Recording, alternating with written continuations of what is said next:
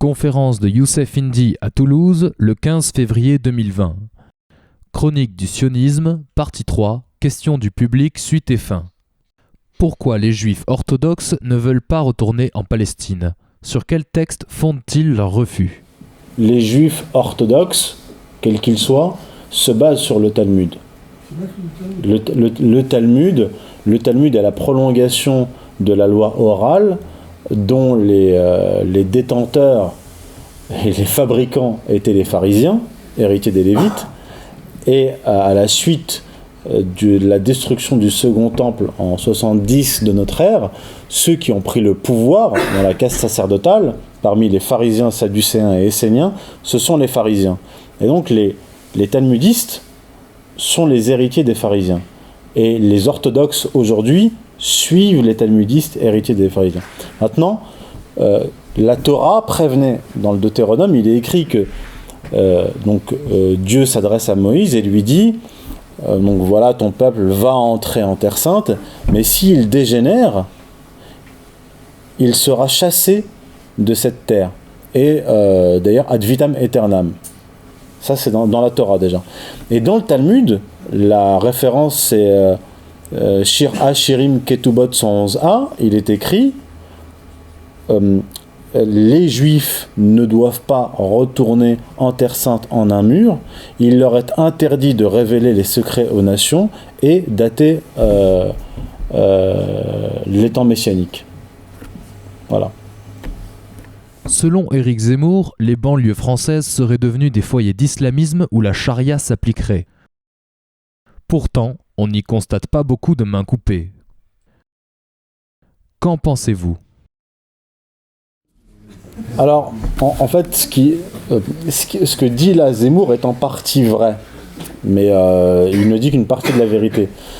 Dans les quartiers, dans certaines mosquées, comme je l'ai dit, c'est le wahhabisme qui a pris le pas. Et d'ailleurs, en fait, là, ce que vous dites me permet de mettre en évidence que le wahhabisme est parfaitement compatible avec la racaille attitude et la vente de cannabis, etc. Parce qu'il y en a beaucoup des anciennes racailles qui ont mis le qamis, la barbe, etc. et qui d'ailleurs ont poursuivi leurs activités.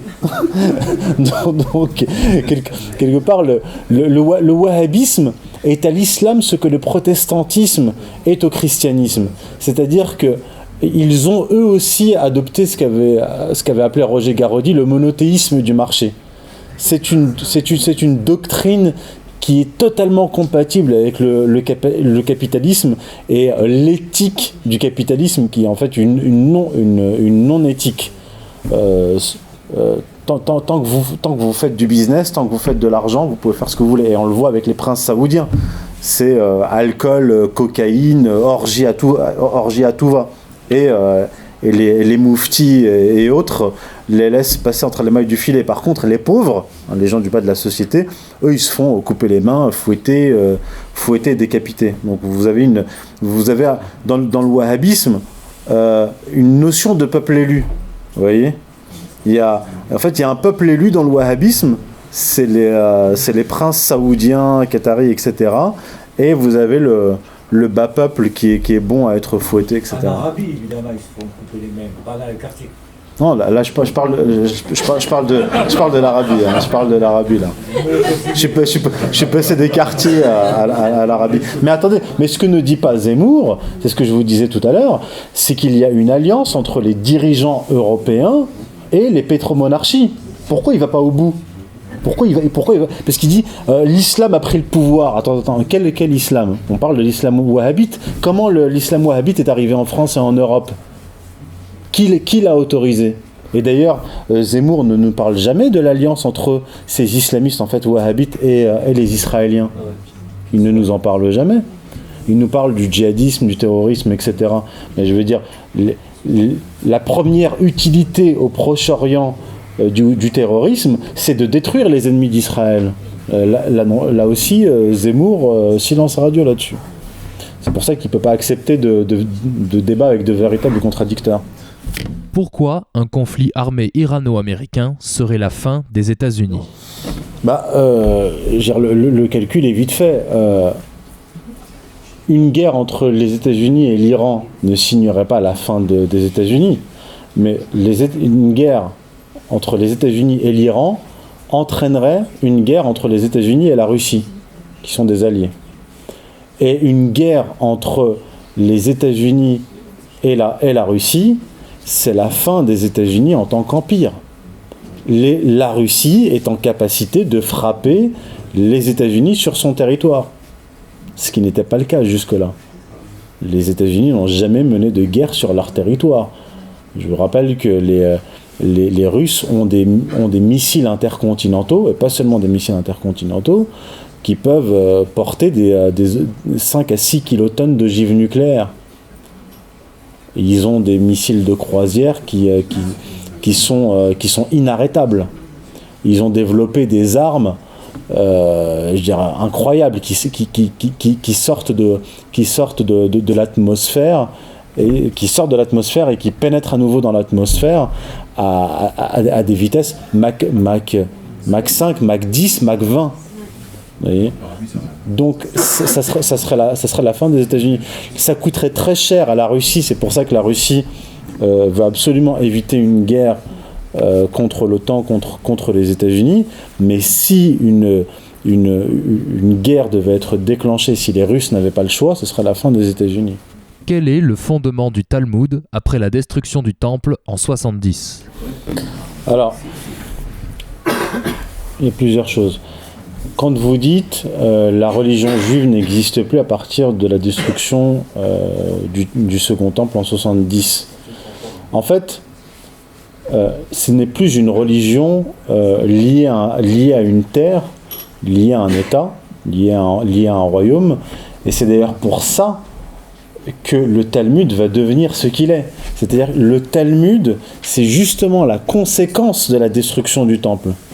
C'est parce qu'il n'y a plus de temple, parce qu'il n'y a plus de royaume de Juda, qu'il n'y a plus les prêtres, c'est-à-dire une terre, des temples, des prêtres. À partir du moment où il n'y a plus de terre, de royaume, plus de temples et plus de prêtres, les prêtres vont devenir les rabbins, les maîtres du Talmud. Et ils vont développer le Talmud justement parce qu'il y a ces communautés dispersées et qu'il faut maintenir le contrôle sur elles. Et pour maintenir le contrôle sur elles, il faut élaborer un certain nombre de lois, tout un système pour les empêcher de se convertir. Parce que là, en plus, on est au 1er siècle, on est à l'époque de la naissance du christianisme. Donc il faut pour ces anciens prêtres devenus les rabbins et les maîtres du Talmud, développer quelque part une nouvelle religion. Mais si le talmudisme n'est pas une religion, le thoraïsme non plus. Pourquoi ? Parce qu'une religion, c'est ce qui relie horizontalement et verticalement. Or dans la Torah, vous n'avez pas de spiritualité. Vous avez le concept de race, le concept de peuple-race est dans la Torah, dans la Bible hébraïque, et dans le Talmud. C'est justement, en fait, c'est ce qui permet aux talmudistes, aux rabbins, de garder le contrôle sur le peuple juif, c'est le concept de race, le concept de peuple élu, connecté à celui de race, et la loi du Talmud qui maintient le contrôle et qui les empêche de sortir de la communauté et d'aller vers notamment le christianisme. D'ailleurs, je vais être plus précis encore. Le Talmud, c'est la tradition orale. La tradition orale était rejetée par les Sadducéens, qui faisaient partie de la classe sacerdotale. Les Sadducéens, ils disaient, nous, on rejette votre loi orale à vous, les pharisiens, que vous avez hérité de vos pères, nous n'acceptons que la loi écrite, la Torah. Donc, là, il y a une loi orale qui se distingue de la Torah. Ça, je l'ai écrit et je ne dis pas le contraire. Je ne dis pas que ça se confond. Ce que j'ai dit tout à l'heure, c'était par rapport à l'expulsion des Juifs en Terre Sainte. Vous avez dans la Torah un avertissement. La Torah dit, si vous et vos enfants vous dégénérez, vous serez expulsés de cette terre. D'accord ? Le Talmud, 3e siècle de notre ère, dit que l'expulsion a eu lieu. Et donc la Torah, enfin le Talmud continue en disant, vous n'avez pas le droit de revenir en Terre Sainte avant le retour, avant l'arrivée du Mashiach, du Messie qui va vous ramener en Terre Sainte. Donc c'est ça que j'ai dit. J'ai dit, la Torah prévient et le Talmud interdit. Je pense que j'ai été clair là-dessus. Question suivante. Quels sont vos points d'accord et de désaccord avec Pierre Hilard et Laurent Guyeno ? Peut-on espérer un débat entre vous trois prochainement ? Pour être honnête avec vous, moi je l'envisage. Alors j'ai un débat prévu avec Pierre Hilard en Alsace en juin.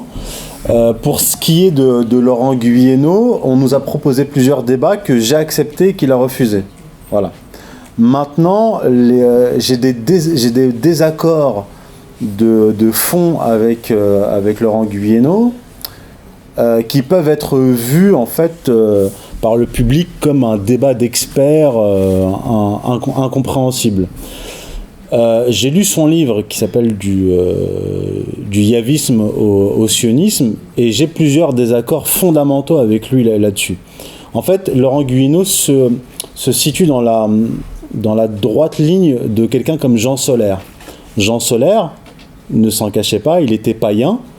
Il avait une grande révérence pour les religions païennes, notamment en particulier le paganisme grec. Et c'était un anti-monothéiste.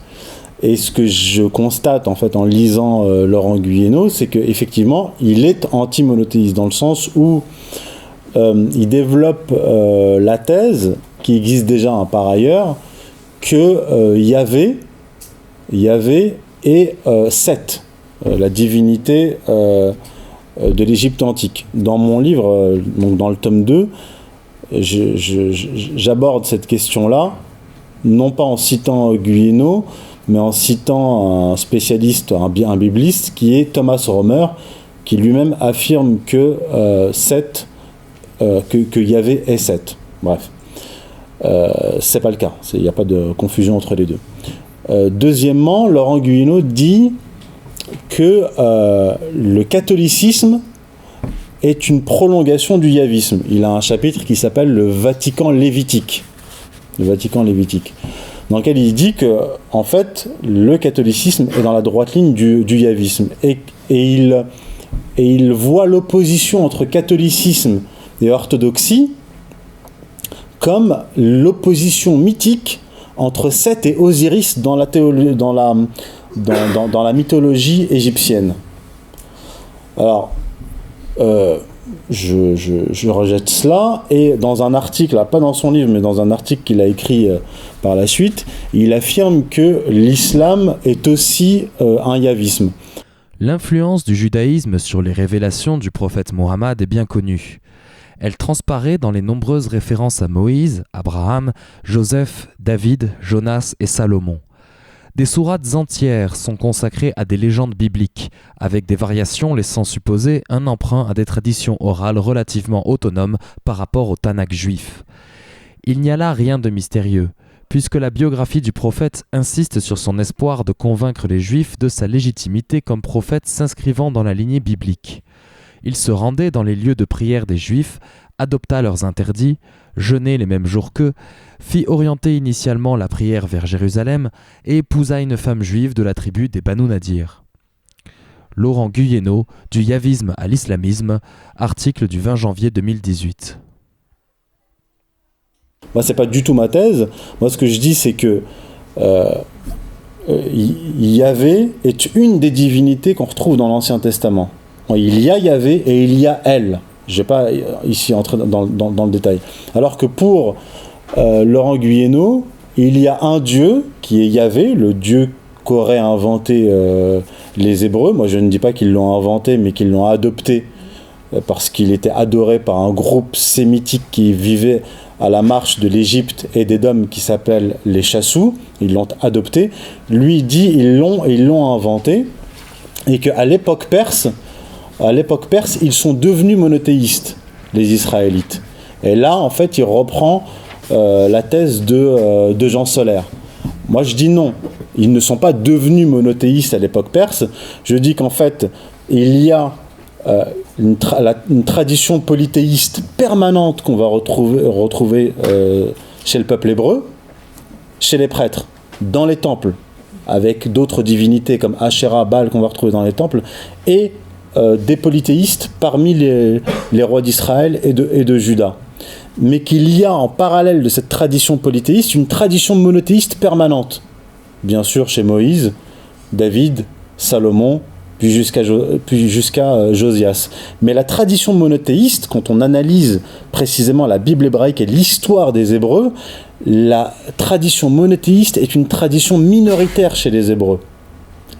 Mais en aucun cas, comme l'affirme Laurent Guyeno, même Thomas Romer et Jean Solaire, le monothéisme serait venu des Perses, ni même une influence égyptienne.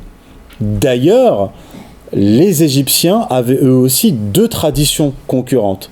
Ils avaient une tradition monothéiste et une tradition polythéiste.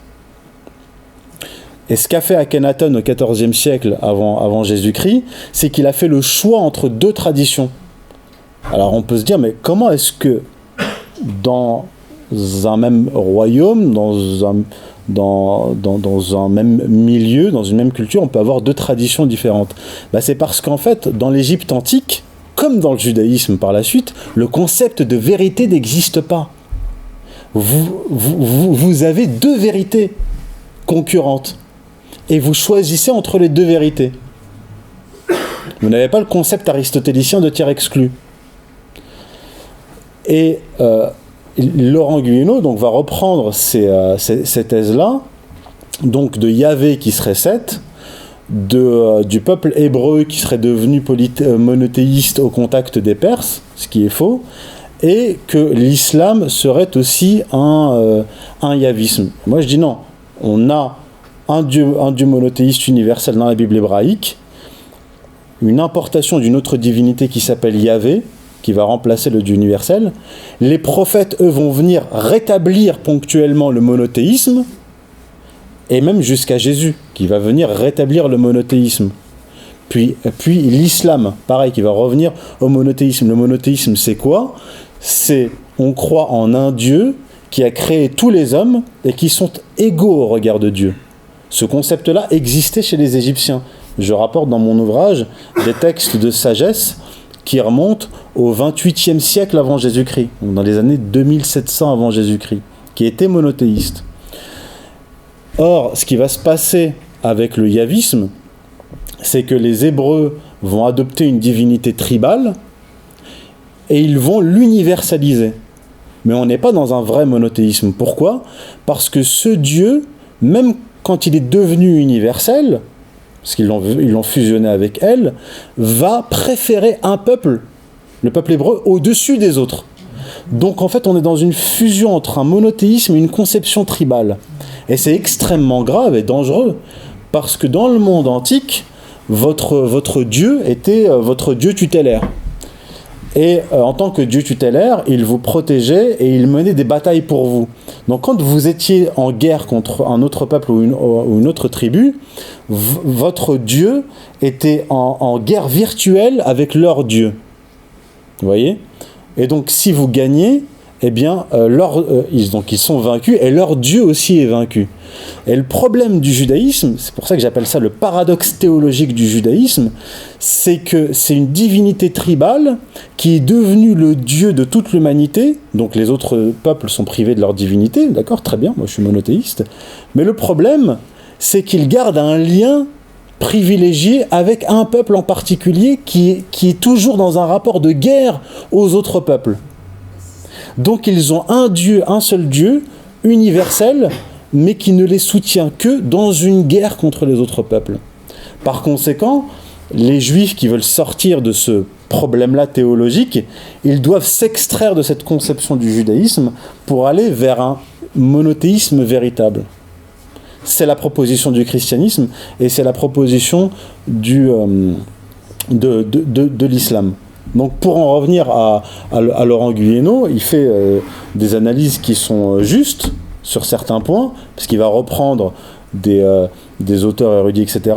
Mais je pense que lui-même a une conception intime de la divinité, de la religion, qui le fait s'opposer au monothéisme. Voilà, c'est pour ça qu'un débat avec lui aurait été intéressant pour mettre en exergue ces divergences fondamentales qui sont quand même importantes. Voilà. Pour revenir sur le Christ, regardez. Pour revenir aussi à la tradition orale. Ésaïe, qui est un prophète du 7e siècle avant Jésus-Christ, il dit, il parle aux Israélites et il leur dit, c'est au chapitre 29, il parle au nom de Dieu et il dit « Ce peuple prétend s'approcher de moi, mais il ne s'approche de moi que de bouche et il émet des commandements qui sont des commandements humains. » Le Seigneur a dit « Puisque ce peuple ne me rend hommage que de bouche et ne m'honore que des lèvres, et qu'il tient son cœur éloigné de moi, et que sa piété à mon égard se borne à des préceptes d'hommes, à une leçon apprise, je vais continuer à faire avec ce peuple des choses surprenantes, inouïes, où la sagesse de ces sages restera court, où l'intelligence de ces gens d'esprit se voilera. » Ça veut dire que déjà au 7e siècle avant Jésus-Christ, les Israélites, enfin leurs prêtres, émettaient une loi qui était orale, qui était concurrente de la loi écrite. Et plus que ça, par exemple, sur la falsification de la Bible hébraïque, le prophète Jérémie, qui vient après le prophète Ésaïe, qui vit à cheval entre le 7e et le 6e siècle, dit, donc dans le livre de Jérémie, chapitre 8, verset 8, « Ne dites pas « Nous sommes sages et nous avons la Torah de Dieu, car la plume mensongère des scribes l'a rendue mensongère. » Comment pouvez-vous dire « Nous sommes sages, la loi de l'Éternel est avec nous » ? C'est bien en vain que s'est mise à l'œuvre la plume mensongère des scribes. Et quand le Christ s'oppose aux pharisiens, il leur dit plusieurs choses, mais très importantes. Pour le comprendre, je reviens à l'origine de Yahvé, ou plutôt, qui a rencontré Yahvé et qui l'a adopté. Le groupe qui a adopté Yahvé est un groupe sorti d'Égypte qui a rejoint leurs frères en Canaan. D'accord ? À la fin du XIIIe siècle avant Jésus-Christ, vous avez un peuple qui s'appelle Israël, l'archéologie le démontre, qui vit à Canaan. Et vous avez un groupe d'Hébreux qui s'était installé en Égypte au XVIIe siècle avant Jésus-Christ, qui va sortir d'Égypte, qui est le groupe qui accompagne Moïse. Donc vous avez deux peuples d'Israël. Vous avez le peuple d'Israël et le groupe qui sort d'Égypte. Ils sortent d'Égypte, ils font quoi ? Ils adoptent le veau d'or, d'entrée de jeu. Puis, Moïse les punit. Il en massacre une bonne partie. Premier génocide. Et ensuite, après la mort de Moïse, certainement, ils rencontrent Yahvé. Ils adoptent Yahvé. Et ils arrivent à Canaan et ils deviennent le peuple prêtre et les enseignants des Israélites, du peuple d'Israël, parce que ces Hébreux sortis d'Égypte vont adopter le nom de Lévites. Lévi, en langue sémitique, en hébreu ancien, signifie rejoint, rattaché, c'est-à-dire le groupe qui a rejoint et qui s'est rattaché au peuple d'Israël. C'est eux donc qui adoptent Yahvé, qui donc font pénétrer Yahvé en Canaan alors que les Israélites ne le connaissaient pas. Le peuple qui habite à Canaan s'appelle Israël. Ça veut dire que Dieu soit... c'est un nom théophore, ça veut dire que Dieu soit maître. El, ça veut dire Dieu. Israël, que Dieu soit maître. Eux, ils importent une autre divinité qui s'appelle Yahvé. Ils font la confusion entre les deux. Puis ces mêmes prêtres dégénèrent. Ils adoptent Baal, ils donnent une femme à Yahvé qui s'appelle Asherah, etc., etc. Et donc, là on en revient au Christ. Le Christ parle aux pharisiens. Il faut savoir que les pharisiens sont les héritiers et les descendants des Lévites. D'accord ? Et il leur dit, vous avez pour père le diable. Il dit aux pharisiens, vous avez pour père le diable. Et il met en accusation leurs ancêtres. Parce qu'il leur dit, vous dites, si nous avions été là au temps de nos pères, nous n'aurions pas tué les prophètes et versé le sang des justes. Vous admettez donc être les descendants des tueurs des prophètes comblez donc la mesure de vos pères. Guai a voi, scribi e farisei ipocriti, perché costruite i sepolcri ai profeti, abbellite le tombe dei giusti ed esclamate: se fossimo vissuti ai giorni dei padri nostri, non saremmo stati complici nel sangue dei profeti. E così voi attestate a voi stessi che siete figli di quelli che uccisero i profeti. Voi colmate la misura dei padri vostri. Donc, Jésus identifie les pharisiens comme étant les descendants des Lévites, bien sûr. Il les identifie comme ceux qui ont tué les prophètes, à juste titre. Et il les identifie comme étant les fils du diable. Il leur dit, vous avez pour père le diable. Or, quelle est la divinité qu'ils adoptent, qu'ils adhèrent, les pharisiens et les Lévites? Yahvé, qui est aussi identifié par les Esséniens comme étant Mastema, à savoir Satan. Voilà. Donc, Jésus, comme ses prédécesseurs, et plus encore que les autres, vient à rétablir la vérité et s'oppose aux pharisiens. Et là, je réponds à certains catholiques qui disent, mais il n'y avait pas de problème avec le judaïsme avant le talmudisme. Je dis non, parce que s'il n'y avait pas de problème avec le judaïsme, le Christ ne serait pas venu, supposons, il vient quand même, il ne se serait pas opposé aux pharisiens, aux tenants du judaïsme. Voilà. Quid de l'histoire d'Al-Andalus? C'est une histoire complexe, mais ce qu'on en dit, notamment chez les musulmans, dire que c'était une histoire merveilleuse, etc., c'est absolument faux. Mais c'est compliqué et c'est pas du tout linéaire. Comme je l'ai dit tout à l'heure, il y avait des alliances croisées, notamment durant la Reconquista, entre des royautés catholiques et des royautés musulmanes face à d'autres royautés catholiques et royautés musulmanes alliées. Vous voyez, ce que j'explique, c'est... Je prends l'épisode de la conquête de la péninsule ibérique par les musulmans, et j'explique que, historiquement, les Juifs ont permis aux musulmans marocains morts de conquérir la péninsule ibérique. Et toujours selon le fonctionnement de la violence par tiers interposée, et ils l'ont souvent fait dans l'histoire, les élites de la communauté juive, durant cette période-là, avaient vu leur statut rabaissé par les Wisigoths qui avaient été récemment convertis, se sont récemment convertis au catholicisme et qui ont appliqué les lois anti-juives de l'Église. Donc, leur statut ayant diminué, ils ont vu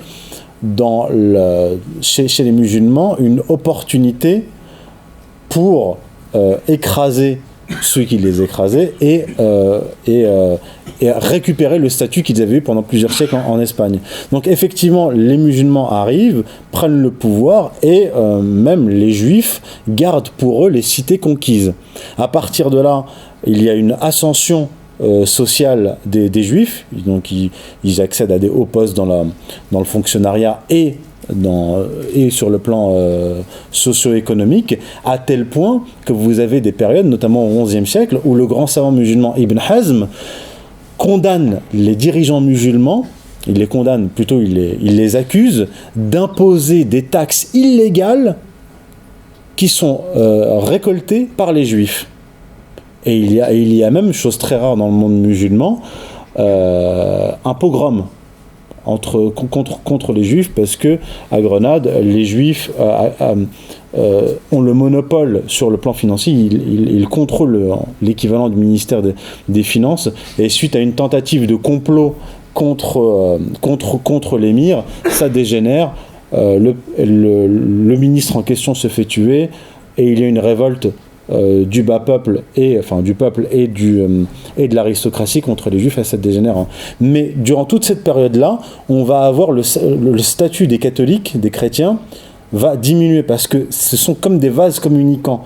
La stratégie par tiers interposée implique que, du point de vue des élites juives, on s'allie à un tiers contre un autre pour s'élever soi-même socialement et politiquement. Donc c'est ce qui s'est passé avec le contrôle de la péninsule ibérique par les musulmans. Mais quand la dynastie des Almohades arrive au pouvoir, les Almohades sont choqués par le statut des Juifs en Espagne. Ils les mettent au pas, les Juifs fuient vers le nord et ils s'allient aux dirigeants catholiques pour mener la Reconquista contre les musulmans.